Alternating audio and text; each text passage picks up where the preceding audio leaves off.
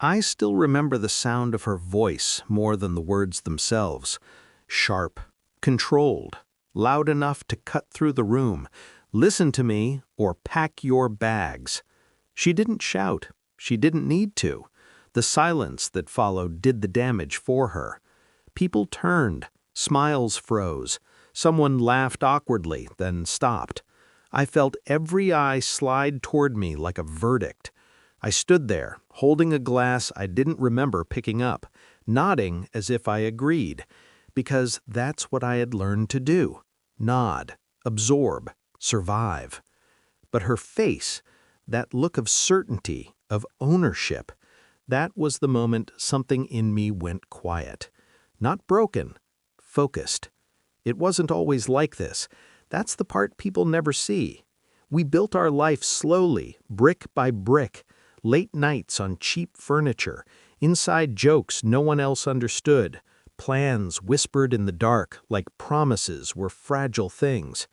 I trusted her with my failures. She trusted me with her fears, or at least I thought she did. Somewhere along the way, love turned into leverage. Support became supervision. Concern learned how to sound like control. I told myself this was normal, that strong women spoke firmly, that compromise sometimes felt like surrender. I didn't notice when my voice stopped echoing in rooms we entered together. Betrayal rarely arrives fully formed. It leaks. A glance held too long. A phone turned face down. A sudden interest in privacy she never needed before. The sentence in public wasn't the betrayal. It was the confirmation. That night, I didn't confront her. I didn't argue. I didn't ask why. I listened. And when you stop talking, people reveal themselves. I learned how many meetings ran late, how many work calls were taken outside, how often my name was used as a shield for her decisions. I learned she had already packed my bags, financially, socially, legally. She just hadn't told me yet. The humiliation wasn't accidental. It was rehearsal. That's when the pain changed shape. Grief is loud. Anger burns. But resolve is silent. I didn't sleep much after that. Not because I was restless, because I was awake. I started documenting instead of reacting, saving instead of deleting, observing instead of pleading. I learned where the money moved, who advised her, which lies were repeated often enough to feel like truth. I spoke to professionals who don't raise eyebrows. I asked questions that didn't sound like accusations. I smiled in rooms where decisions were being made about my future without me. And I let her believe I was still shrinking. Revenge isn't rage. It's patience with a memory. I attended events. I nodded again. I let her speak over me, for me, about me. Every interruption earned a timestamp. Every threat earned a witness.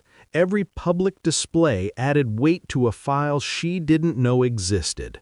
She mistook my calm for compliance. That was her final mistake. I didn't strike where she expected. I didn't raise my voice. I didn't expose everything at once. I adjusted one detail, then another. A signature here, a boundary there. I made sure the ground beneath her confidence wasn't as solid as she thought. She felt it before she understood it. Questions started coming from places she couldn't control. Delays appeared where certainty once lived. Her version of events stopped landing the way it used to. She asked me once, casually, if everything was okay. I smiled, the same smile I'd worn in public. Of course, I said, and meant something very different. It happened quietly, no crowd this time. The evidence didn't shout, it didn't accuse, it simply existed. Emails, records, timelines, her words preserved exactly as she'd spoken them.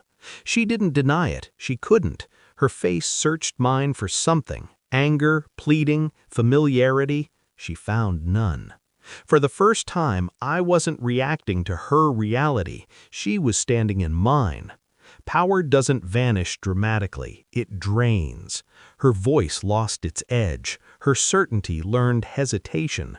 The rooms she once controlled no longer echoed her authority. People didn't turn on her, they simply stopped believing. And belief, I learned, is the real currency. I didn't take everything. I took what was fair and something more valuable, my name back, my silence back, my future back. I didn't need an apology. I didn't need closure from her. I had already written my own ending. She humiliated me with one sentence. What happened next didn't look like revenge. It looked like calm, like patience, like a man who learned that being underestimated is a powerful place to stand.